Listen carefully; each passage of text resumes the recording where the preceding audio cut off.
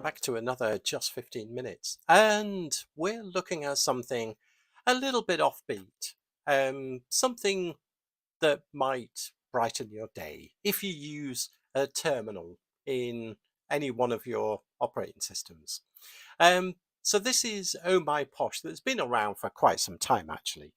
Um, and it's sort of, what's the point, first of all? Well, there isn't really much of a point, apart from if you're, well, I'm working on a Windows platform at the moment, but it is downloadable for, um, Linux and Mac and all the rest of it. Okay, so it does work. It's got instructions for all of those things.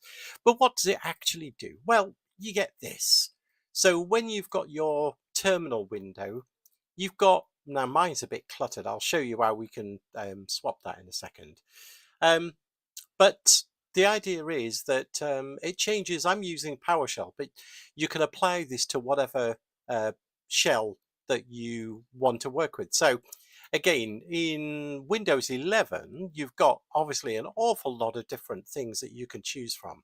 Okay, but PowerShell is the one that I go to most. So it gives you essentially, a really nice environment to work in your terminal ultimately.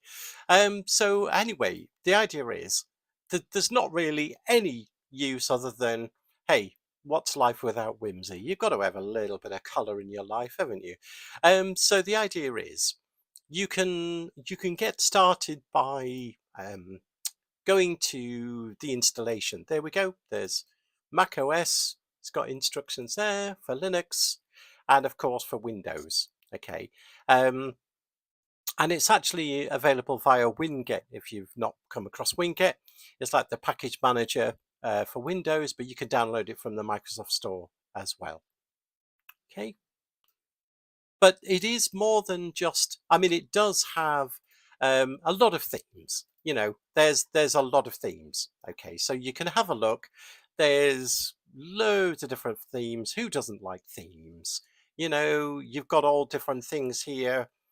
It can give you quite a bit of information, but the clever thing is that you can create your own.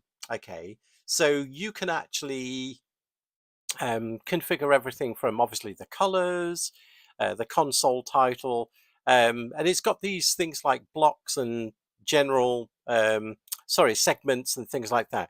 So you can actually, some of those themes that we saw, what makes up those little elements there, those segments, you can actually decide what goes in there. You can have like a new line, all sorts of alignments and things like that.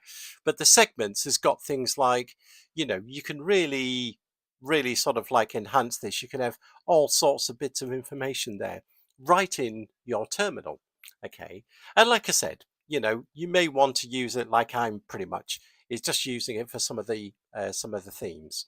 Okay, so the idea is once you've downloaded it, so the next bit is really, I'm on a Windows platform, but you could find this information out in the rest of your other operating systems.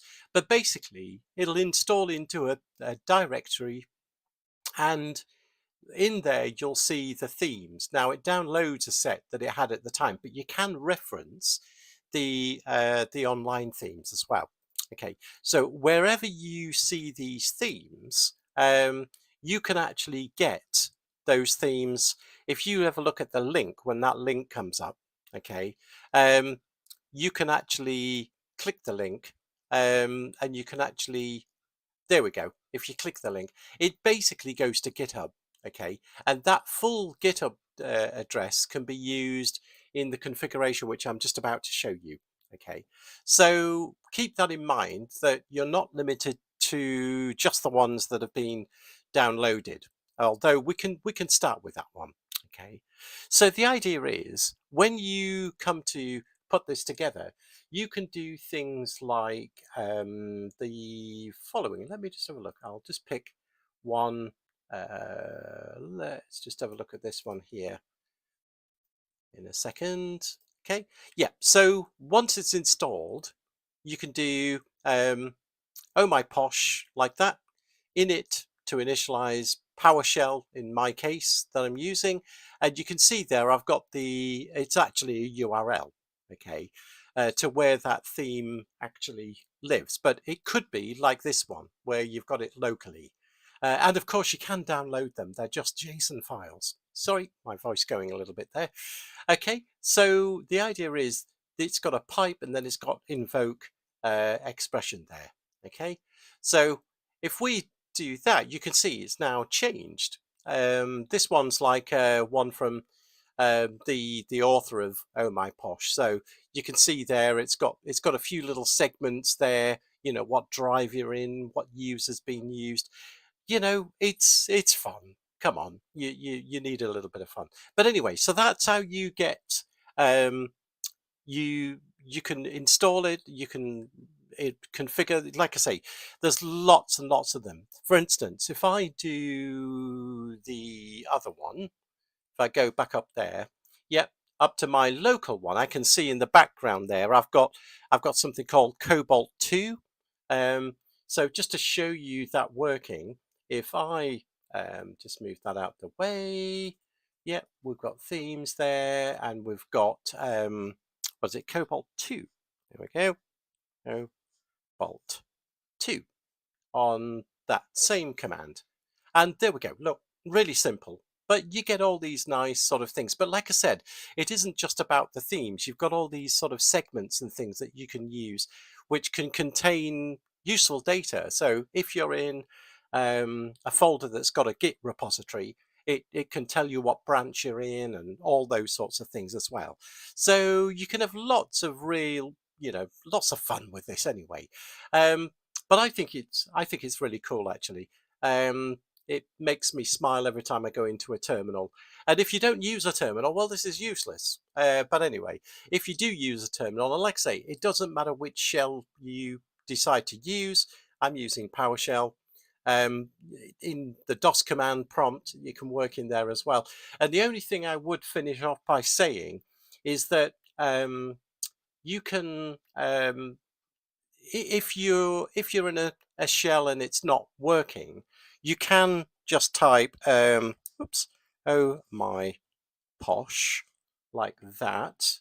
Yep, get shell, okay, and it will ensure that it's got the right settings for that shell, okay. And worst case scenario, if you're in Windows, if you're in the other operating systems, there'll be the equivalent. But if I do notepad dollar $profile, okay, what you can do there, excuse the slow typing, I'm typing with one hand because I'm holding a microphone.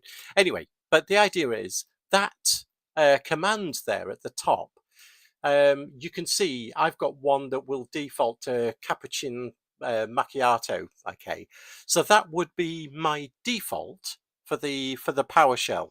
So even though I'm changing them here in the actual terminal, the good thing is you can actually make it default by updating, running that command notepad dollar $profile, and then the idea is when you then get like there, that's a different shell. That's my cappuccino macchiato, okay, which is different to these ones that I've been working with, because these are just live in session of that terminal.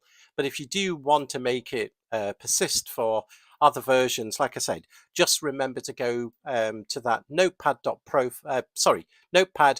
$profile, and as I say, you can simply just change that top line on there to make it whichever theme you like.